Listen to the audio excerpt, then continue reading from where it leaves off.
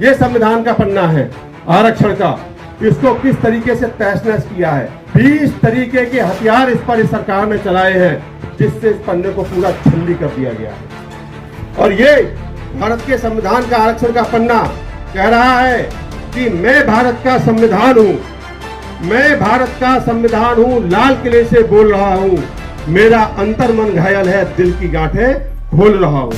ये भारत का संविधान कह रहा है। कौन से उसका अंतर मन घायल है और कौन से दिल की गांठें खोल रहे हैं। इससे एक विकसित भारत का और ये इन्होंने सुगुफा छोड़ दिया है। यहाँ मीडिया वाले भी लोग बैठे हुए हैं, मैं आपसे भी कह रहा हूँ, मैं भाजपा के जितने भी विद्वान लोग हैं, सारे नेताओं को, कार्यकर्ता से लेकर प्रधानमंत्री तक सबको चैलेंज कर रहा हूँ, यदि वो विकसित भारत की परिभाषा बता दे और ये बता दे कि भारत कैसे विकसित होगा, तो मैं देश छोड़ दूंगा। देश छोड़ दूंगा। ये सरकार 2047 तो क्या 3047 तक भी देश को, जब तक हम इस जाति की दीवारों को नहीं तोड़ेंगे तब तक हम एक नहीं। 2024 के लोकसभा चुनाव के बाद हम संविधान को एक सुरक्षित सीमा में ले आए हैं और ये संवैधानिक परिवर्तन करके संविधान को खत्म नहीं कर सकती है, क्योंकि उसके लिए 2/3 बहुमत और आधे राज्यों का समर्थन भी चाहिए। ये शक्ति भाजपा के पास नहीं रह गई है। लेकिन ये तय है, हमारे वर्मा जी ने कहा था कि जब तक भाजपा सरकार सत्ता में है, संविधान पर खतरा बरकरार है। और इसने क्या क्या कर दिया है भारत, इस सरकार ने क्या क्या कर दिया, मैं आपको बताना चाह रहा हूं। देखिएगा, ये हमारे पूरे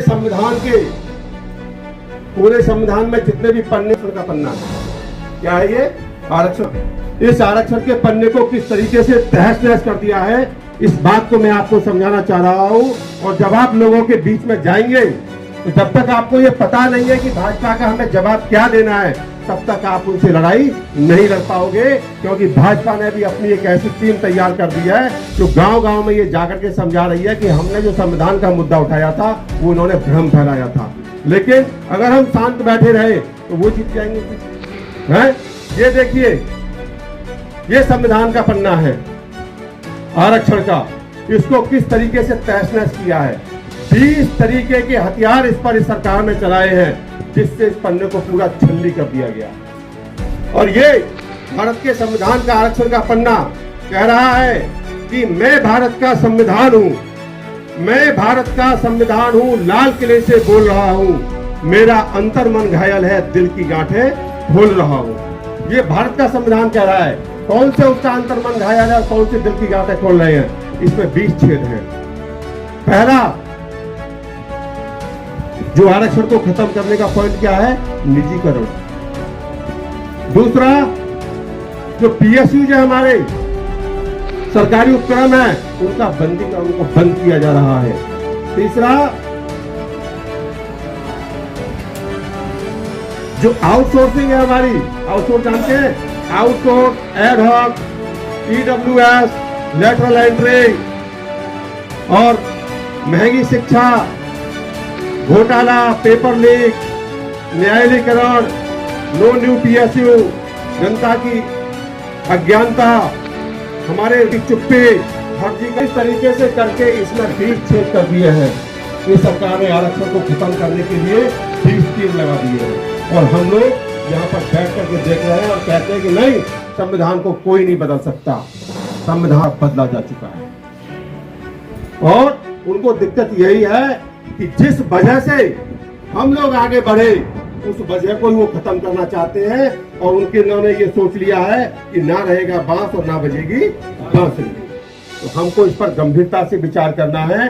और 2024 का जो ये उपचुनाव होगा, इसमें हमारी परीक्षा होगी। यदि इस 10 सीटों में से, हम ये तो नहीं कह रहे कि 10 की 10 जीत सकते हैं, लेकिन जो हमारी सीटें थी, यदि उनसे भी हमने ज्यादा जीत करके माननीय अखिलेश यादव जी की झोली में डाल दी, तो हम समझेंगे हमने अपना काम पूरा कर दिया। इन्होंने आज मैं भाषण नहीं दे रहा हूं, चीजों को समझा रहा हूं, एक विकसित भारत का और ये इन्होंने सुगुफा छोड़ दिया है। यहाँ मीडिया वाले भी लोग बैठे हुए हैं, मैं आपसे भी कह रहा हूं, मैं भाजपा के जितने भी विद्वान लोग हैं, सारे नेताओं को, कार्यकर्ता से लेकर प्रधानमंत्री तक सबको चैलेंज कर रहा हूं, यदि वो विकसित भारत की परिभाषा बता दे और ये बता दे कि भारत कैसे विकसित होगा, तो मैं देश छोड़ दूंगा, देश छोड़ दूंगा मैं। ये सरकार 2047 तो क्या 3047 तक भी इस देश को विकसित नहीं बना सकती, क्योंकि विकसित राष्ट्रों की जो परिभाषा है ना, उसके तो हम इर्द गिर्द कहीं भी नहीं ठहरते हैं, कहीं नहीं ठहरते हैं। 2-4 में आपको वो बताता हूं ताकि आप किसी के सामने जाएं तो उनको कहिएगा जरूर कि कैसे बनाओगे विकसित राष्ट्र। विकसित राष्ट्र की परिभाषा है, विकसित राष्ट्र कैसे बनाओगे आप। हमारे यहां पर हर देश में 3 क्षेत्र होते हैं, एक एग्रीकल्चर का और एक इंडस्ट्री का और तीसरा सर्विस का। जितने भी विकसित देश हैं सबको देख लीजिएगा, उनकी जीडीपी में एग्रीकल्चर का जो हिस्सा 1 से 2% है बस, इंडस्ट्री का हिस्सा 25 से 30% है बस, और 70 से ज्यादा परसेंट हिस्सा है किसका, सर्विस का। और हम 16-17% जीडीपी हमारी एग्रीकल्चर है, उनको 1-2% तक ले जाने में 100 साल लग जाएंगे, और वो कह रहे हैं हम विकसित भारत बनाएंगे। हमारा सर्विस सेक्टर में मात्र 50% योगदान है, इसे ले जाना है 70 तक, वो कहते हैं विकसित भारत बनाएंगे। कैसे बना लोगे। और सबसे बड़ी बात, हर देश में गरीबी की रेखा तय है। जिस विकसित देशों की गरीबी जहां से शुरू होती है, जहां उनकी 1% या 0.5% जहां से गरीबी शुरू होती है, उस परसेंट पर आकर के देश के अंदर 84% गरीब हो जाते हैं हम, और वो कह रहे हैं विकसित राष्ट्र बनाएंगे। बना सकते हैं? 84 उनकी 1% है और हमारी 84% पहुंच रही है, और वो कह रहे हैं विकसित राष्ट्र बना देंगे। मैं सभी को चैलेंज कर रहा हूं, कोई मुझसे बहस कर ले इस मुद्दे पर। I am well prepared about it. GDP growth rate, बहुत सारे लोग आपको देखे होंगे, अरे अमेरिका जो है चीन की इतनी है, अमेरिका की तो 1-2% है, और भारत की तो 7% है। हम अमेरिका से भी आगे चल रहे हैं, उनको ज्ञान नहीं, वो हमको बेवकूफ बना रहे हैं। जिस तरीके से हम सैचुरेट हो जाते हैं, कोई चीज हमें मिलकर के जब सैचुरेट हो जाते हैं तो हमें ज्यादा की इच्छा नहीं रहती, फिर उन्नति ज्यादा हो नहीं पाती है। विकसित देश जितने भी है पूरी दुनिया के अंदर, किसी की भी ग्रोथ रेट 2% से ज्यादा नहीं है, और ये कह रहे हैं हमारी 7% है। इसका मतलब है आप सिद्ध कर रहे हो अभी आप विकसित देश नहीं हो। इतना ही नहीं है, बहुत सारे फैक्टर हैं। पर कैपिटा इनकम किसी भी विकसित देश की ले लीजिएगा, और G7 के जितने भी देश हैं, किसी की भी $30,000 से कम नहीं है, और हमारी है $2,731। इसको पहुंचाने में 100 साल क्या हजारों साल लग जाए, कभी नहीं पहुंचा सकते। तो ऐसे कुछ फैक्टर्स हैं जिनको आपको लोगों को बताना होगा। आरक्षण में किस तरीके से उन्होंने ये छेद कर दिया है, इसको भी बताना होगा। बहुत सारी चीजों को आपको पहले तैयार करना होगा, तब जाकर के जनता के बीच में जाना होगा, बिना हथियारों पर धार लगाए। और ऐसे ही यदि आप जनता के बीच में पहुंच जाओगे तो हम इस लड़ाई को रखते हैं।